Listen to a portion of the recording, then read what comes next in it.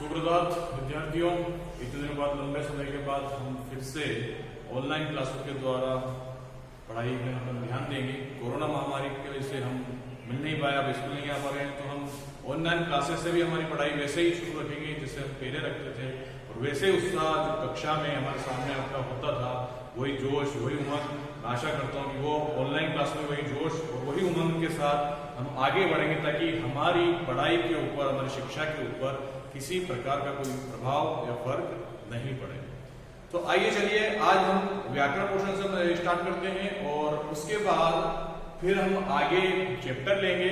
धीरे धीरे हम आपको समझाएंगे कैसे क्या करना है, और उसी तरह के आप निरंतर लगातार हमारे लिए ऑनलाइन क्लासेस के साथ बनते रहिए, ताकि सिस्टमेटिक आप शुरू से अगर जुड़े रहेंगे तो आपके लिए ये बेहतर होगा। तो आज हम व्याकरण से शुरू करते हुए सबसे पहले व्याकरण में हम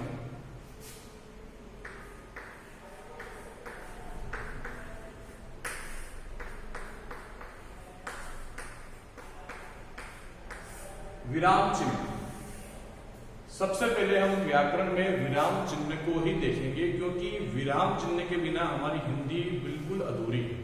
वाक्य के अर्थ का अनर्थ कैसे निकलता है बिना विराम चिन्हों के, ये आप अच्छे से समझ सकते हो। मैं आपको एक वाक्य लिख के बताता हूं कि अगर विराम चिन्ह का उपयोग हम ना किया जाए, हिंदी भाषा में बोलने के लिए या लिखने के लिए ना किया जाए, बोलने में जब हम बोलते हैं तो विराम चिन्ह में पता नहीं लगता, लेकिन बोलने के हमारे ढंग से हम कहाँ रुकते हैं, हम उस वाक्य में कितनी गैप दे रहे हैं, हमारे शब्द को हम किस प्रकार बोल रहे हैं, उन शब्द हम जब हिंदी में हम लिखेंगे तो सारे विराम चिन्ह हमारे सामने आएंगे, और विराम चिन्ह से हमें पता लगेगा कि यह वाक्य किस प्रकार का है। जैसे मैं एक वाक्य लिखता हूं,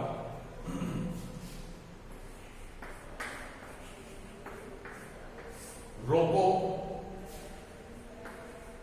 मत जाने दो। मैं लिखता हूं रोको मत जाने दो, ये क्या बोल रहा है? रोको मत जाने दो, रोको मत जाने दो या रोको मत जाने दो, ये पता कैसे लगेगा? जब तक हम हमारे लिखने की कला में, हिंदी में अगर हम विराम चिन्ह का उपयोग नहीं करेंगे तो अर्थ का अनर्थ निश्चित रूप से होना है। अगर मैं अल्प विराम का उपयोग करता हुए रोको के बाद अगर अल्प विराम लगा देता हूं तो स्पष्ट समझ में आता है कि रोको मत जाने दो, यानी कि जो व्यक्ति जा रहा है उसको रोको और मत जाने दो। लेकिन अगर यही अल्प विराम मैं यहां लगा देता हूं तो क्या बन गया? रोको मत जाने दो, अर्थात उस व्यक्ति को मत रोको, उसको जाने दो। इस प्रकार अल्प विराम से हमारे वाक्य के अर्थ में परिवर्तन होता है।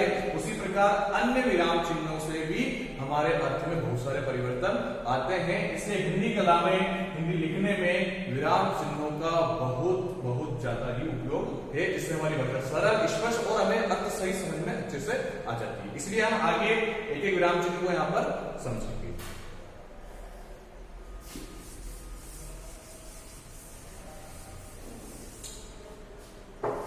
विराम चिन्हों के नाम में कुछ पहले यहाँ पे आपको बता देता हूं, तो इसके बारे में हम विस्तार से चर्चा करेंगे। सबसे पहले नंबर पे लेते हैं हम, जो मैंने अभी आपको बताया, अल्प विराम।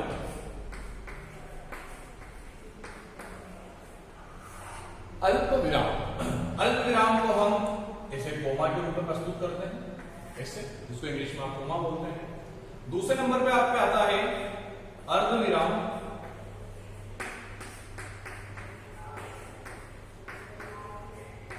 अर्ध विराम को हम इस तरीके से प्रस्तुत करते हैं। इसका उपयोग कैसे किया जाता है मैं आपको बारी बारी समझाऊंगा। फिर आता है आपका पूर्ण विराम। पूर्ण विराम को आप सभी जानते हैं, एक डंडा हम लेते हैं और इंग्लिश में हम इसको फुल स्टॉप के रूप में व्यक्त करते हैं। चौथे नंबर पर हम लेते हैं कोष्टक। कोष्टक को आप अच्छे से जानते हैं कि इस प्रकार हम कोष्टक को बनाते हैं, और कोष्टक का उपयोग सिर्फ गणित में ही नहीं, हिंदी के वाक्यों में भी किया जाता है।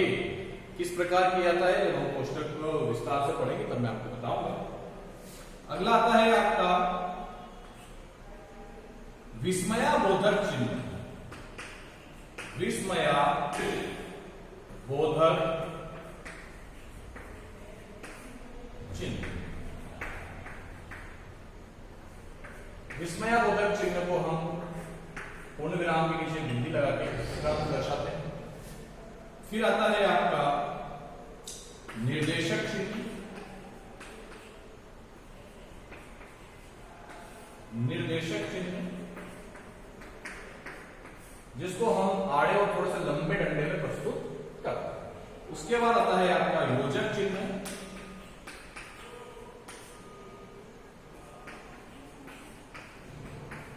योजक चिन्ह को भी हम आड़े डंडे में लेते हैं, लेकिन निर्देशक चिन्ह से थोड़ा सा छोटा होता है। उसके बाद लेंगे हम उद्ग्रहण चिन्ह।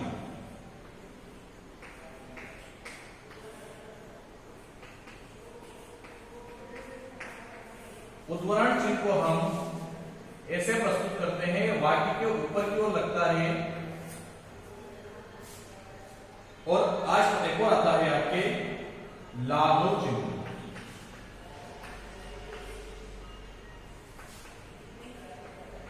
लाघव चिन्ह को हम ऐसे फुल स्टॉप की तरह नीचे गोला बना के दर्शाते हैं।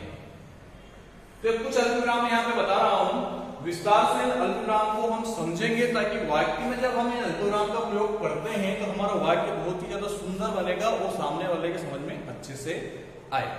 जैसे हम सबसे पहले बात करते हैं अल्पविराम की।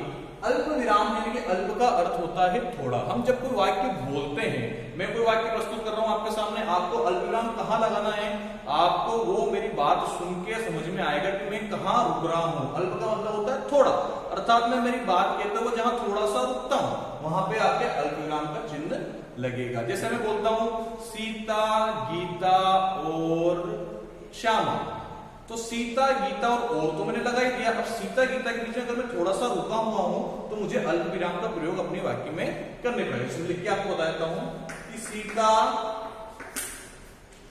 गीता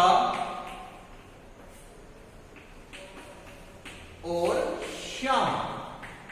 अब ये वाक्य आपका तो हो गया, बोलने की दृष्टि से समझ में आ गया, सीता, गीता और श्यामा बोल रहे हैं सर। लेकिन अगर हम जब वाक्य लिखते हैं तो अगर हम यहाँ पे कोमा नहीं लगाते हैं या अल्पविराम नहीं लगाते हैं तो हमारा वाक्य बिल्कुल अधूरा सा लगता है, उसमें सुंदरता नहीं दिखती है। विराम चिन्ह कहीं कहीं सुंदरता का काम भी करते हैं, यानी कि अलंकार स्वरूप ये काम कर देते हैं। जैसे अलंकार सुंदरता प्रस्तुत करता है व्याकरण में, उसी प्रकार हमारे वाक्य में जो विराम चिन्ह है, ये सारे विराम चिन्ह मिलकर हमारे वाक्य की सुंदरता को प्रकट करते हैं।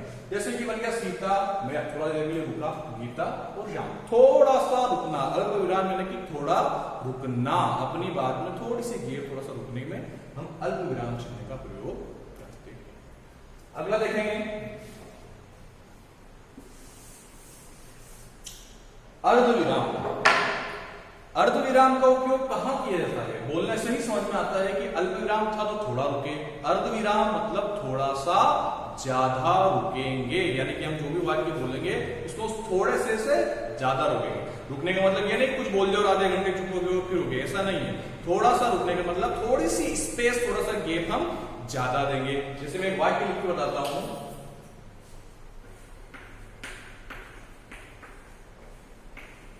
सूर्योदय हो गया है, अंधकार लुप्त हो गया है। सूर्योदय होने से अंधकार लुप्त हो गया है। अब सूर्योदय हो गया है, इसमें यही लग रहा है कि मैं वाक्य बोल रहा हूं कि सूर्योदय हो गया है, अंधकार कहीं लुप्त हो गया है, तो मैं थोड़ा सा ज्यादा रुका। सीता गीता की तरह रुका कि सीता गीता और श्यामा में कम रुका था, लेकिन यहाँ पे मैं थोड़ा सा ज्यादा रुक रहा हूं कि सूर्योदय हो गया है, अंधकार कहीं लुप्त हो गया। थोड़ा सा ज्यादा रुका तो समझ में आ जाना चाहिए कि यहाँ पर अर्धविराम का प्रयोग किया जाएगा और यहाँ अपना वाक्य पूरा हो रहा है तो पूर्ण विराम आएगा। इसे पूर्ण विराम के बारे में आगे आपको बताता हूँ। इस प्रकार थोड़े से जब हम ज्यादा रुकेंगे वहां पर हम अर्धविराम का उपयोग करेंगे। अगले विराम चिन्ह की ओर बढ़ते हैं हम। अगले विराम चिन्ह में पूर्ण विराम आ रहा है। पूर्ण विराम को भली भांति आप अच्छे से समझते हो। कोई भी वाक्य जब अपना समाप्त हो जाता है तो हम वहां पर पूर्ण विराम चिन्ह का उपयोग करते हैं और इंग्लिश में हम उसको फुल स्टॉप के रूप में प्रयुक्त करते हैं। जैसे राम पुस्तक पढ़ रहा है। अब राम पुस्तक पढ़ रहा है, वाक्य खत्म हो गया, बस खत्म हो गया, पूर्ण विराम। इसमें आगे पीछे हम लोग कुछ लगाना ही नहीं है, वाक्य अपना पूरा हो जाए, अपनी बात पूरी समाप्त हो जाए, वहां पे हम पूर्ण विराम यानी कि उस बात को हम विराम दे देते हैं। यानी पूर्ण विराम यानी कि पूरा विराम दे देते हैं, ना थोड़ा विराम देते हैं यानी कि अल्प, ना अर्ध, ना थोड़ा से ज्यादा। पूर्ण विराम यानी कि हमारी बात यहाँ पर समाप्त होती है। तो इसी प्रकार पूर्ण विराम का यहाँ पे हम उपयोग किया गया है। अगले विराम से की ओर बढ़ते हैं, कोष्टक। कोष्टक का प्रयोग आप हमेशा गणित में भी देखते हैं, लेकिन हम हिंदी की जो वाक्य लिखते हैं उसमें भी हम कोष्टक का प्रयोग किया जाता है। कैसे किया जाता है, क्या अर्थ होता है कोष्टक का? कोष्टक का मतलब ये होता है कि कोई शब्द है, उसका अर्थ समझाने के लिए हमें कोष्टक स्वरूप दे दिया जाता है, उसमें उसका अर्थ लिख दिया जाता है। जैसे निरंतर, निरंतर, अब निरंतर का अर्थ अपन समझते हैं कंटिन्यू, लगातार, तो कोष्टक में दे दिया जाता है लगातार, अर्थात इस निरंतर के अर्थ को समझाने के लिए कोष्टक शब्द का प्रयोग किया गया है। निरंतर व्यायाम करने से,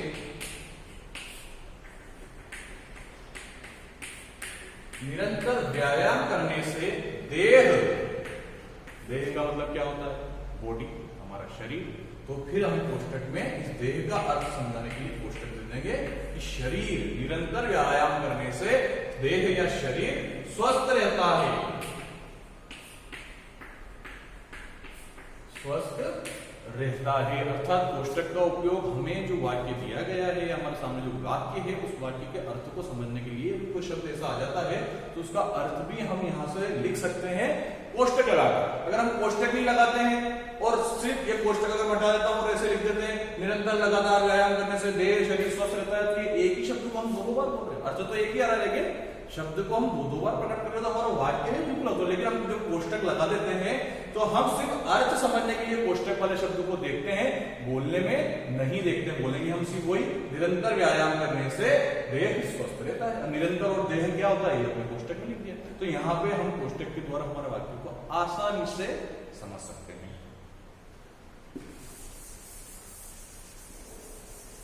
अगले बनते हम विस्मयाबोधक चिन्ह। विस्मय, विस्मय यानी कि आश्चर्य, सरप्राइज। जब कोई ऐसी बात आ जाती है, ऐसा वाक्य आ जाता है, यहाँ पर विस्मय की बात आती है, आश्चर्य की बात आती है, वहां पर विस्मय बोधक चिन्ह का उपयोग किया जाता है। विस्मयाबोधक चिन्ह में यह भी ध्यान रखना है कि जहां हर्ष, हर्ष यानी कि खुशी, दुख और कोई ग्रहण का भाव पैदा होता है, वहां भी हम विस्मय बोधक चिन्ह लगा के हमारे उस भाव को प्रकट कर सकते हैं। जैसे मैं एक वाक्य लिखता हूं, हाय वह मर गया, और ये मेरा वाक्य खत्म हो रहा है।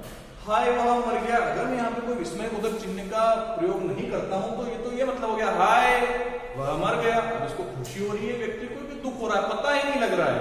पता लगेगा कैसे?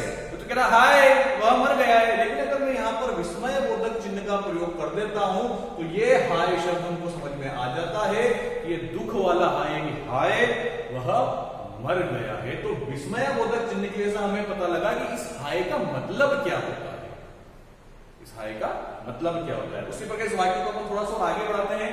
हाय वह मर गया, वह बहुत ही सुशील था, सुशील यानी कि अच्छा था, बहुत ही सुशील था।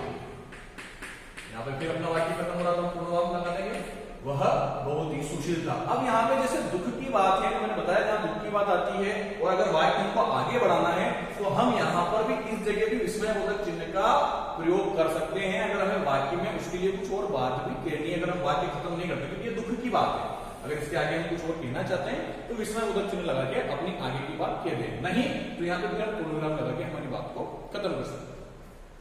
अगला हम देखेंगे निर्देशक चिन्ह। जितने भी विराम चिन्ह के बोलने से ही इनके अर्थ का पता लग जाता है कि विराम चिन्ह कह क्या रहा है। निर्देशक चिन्ह,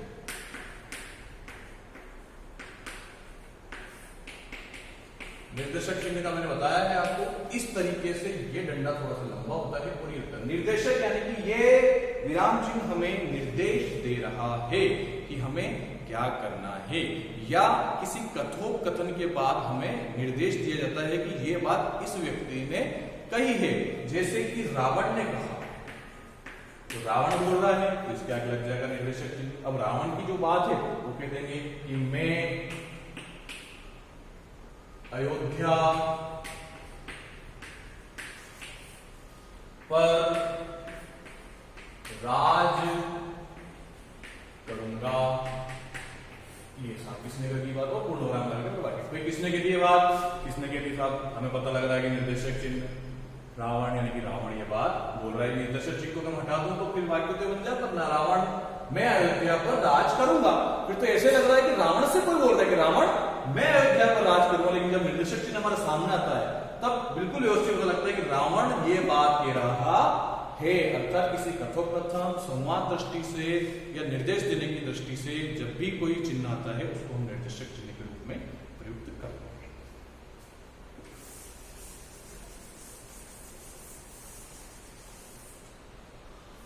अगला आता है निर्देशक चिन्ह के बाद निर्देशक चिन्ह जैसा ही इसका स्वरूप ऐसा ही है, इसको बोलते हैं योजक चिन्ह।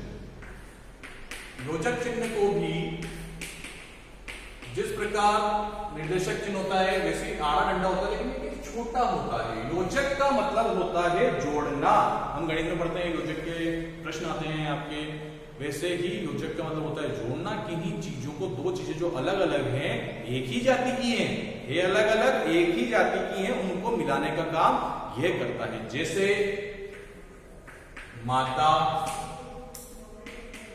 पिता, माता और पिता एक ही जाति के हैं, एक ही परिवार के हैं, तो योजक चिन्ह लगा के हमने जब माता पिता लिखेंगे तो जमेगा ही नहीं, अच्छा ही लगेगा माता पिता, क्योंकि दो शब्द तो है माता और पिता, दो शब्द हमारे पास है कि माता और पिता, लेकिन एक ही जाति के हैं, एक ही स्वरूप के हैं, तो हमने योजक चिन्ह के द्वारा ये पता लगाया है कि ये योजक चिन्ह से हम जोड़ देंगे माता और पिता। वैसे ही सुख दुख, सुख और दुख जीवन की भावनाओं से जुड़ा हुआ, जीवन के मन से जुड़ा हुआ चीजें एक ही जाति के आते हैं। सुख और दुख इस योजक चिन्ह के द्वारा हमने कर दिया। रात दिन, अभी रात दिन हम एक साथ लिखेंगे तो जमेंगे, क्योंकि है तो अलग अलग, रात रात में होती है, दिन दिन में होता है तो अलग चीज, लेकिन योजक चिन्ह के द्वारा हम बताते हैं कि एक ही जाति के, एक ही परिवार के हैं। इसलिए योजक चिन्ह का हम करते हैं जोड़ने के लिए, ताकि जो दो अलग अलग शब्द आ रहे हैं उनको जोड़ के एक साथ लिख सके। अगला देखेंगे इसी क्रम में आगे बढ़ते हुए उद्वहन चिन्ह। उद्वहन चिन्ह,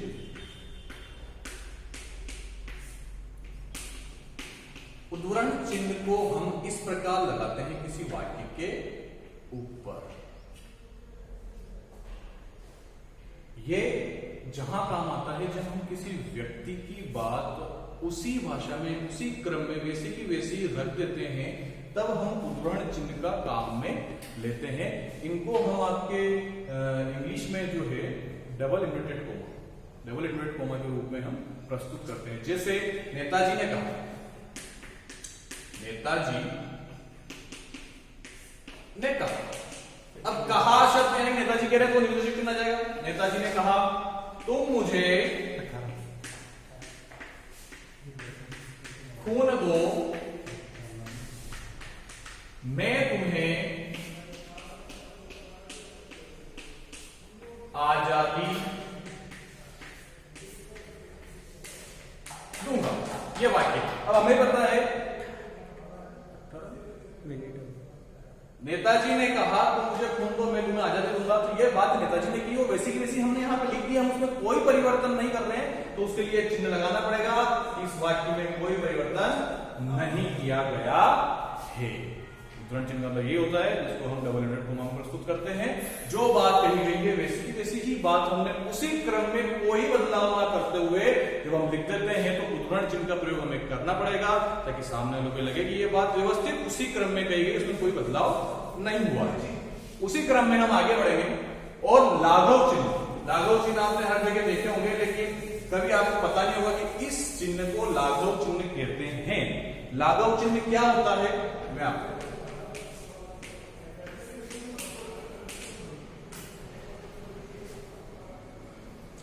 लाघव चिन्ह, लाघव चिन्ह को हम इस रूप में प्रस्तुत करते हैं कि छोटी सी बिंदी जीरो टाइप की होती है।